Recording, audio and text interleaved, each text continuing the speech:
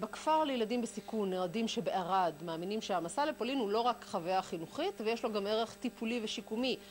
הבעיה כמו תמיד שאין כסף לממן אותו, עם הפרטים ליאן וילדאו.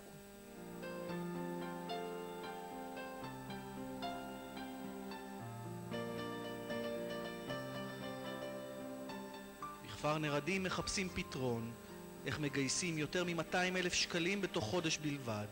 המטרה לשלוח 24 נערים ונערות למסע לפולין. להגשים חלום כזה שגם אנחנו יכולים לצאת ולראות מה היה שם. אני חושבת שאם הייתי גרה בבית לא הייתה לי את האפשרות הזאת. בכלל לא. לא יודעת בטוחה. אתה רוצה להבין את זה מקרוב, מה קרה, לראות איפה זה היה, איך זה היה. זה רק, בזה אני רוצה לנסוע, לא, אין מה זה טיול, זה לא, טיול אתה יכול עכשיו ללכת ולנסוע לטיול.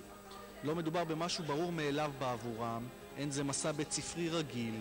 בכפר המושקע הזה מספקים מסגרת חינוכית, הורית וטיפולית למי שמוגדר בשפה המקצועית ללא עורף משפחתי. בשפה קצת פחות מכובסת, מדובר בילדים עם סיפור חיים קשה במיוחד. אני נגיד לא גדלתי עם אמא שלי. כאילו אני לא ראיתי אותה מגיל 8.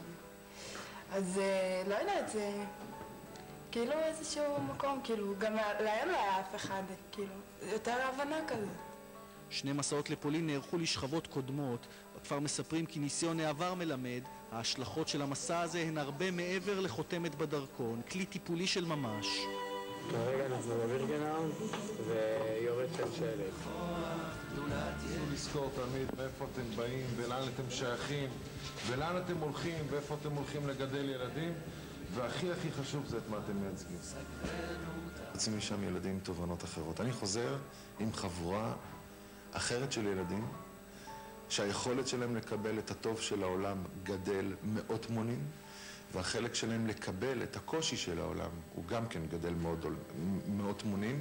הם הופכים להיות ילדים הרבה יותר בוגרים. בתור מישהי שגם עברה דברים בחיים שלה, אז אני יכולה להבין את הכאב של אחרים, כי גם לי יש כאב משלי.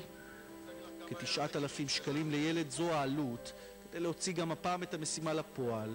הכפר, חלק מאגודת SOS העולמית, אומנם מתוקצב בכספי ארגון הגג והשירות לילד ונוער של משרד הרווחה, אבל מסע מן הסוג הזה הוא חוץ תקציבי, מתבסס על תרומות.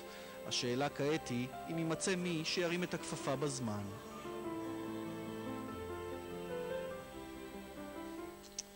אלוף משנה שמעון רוזן נהרג לפני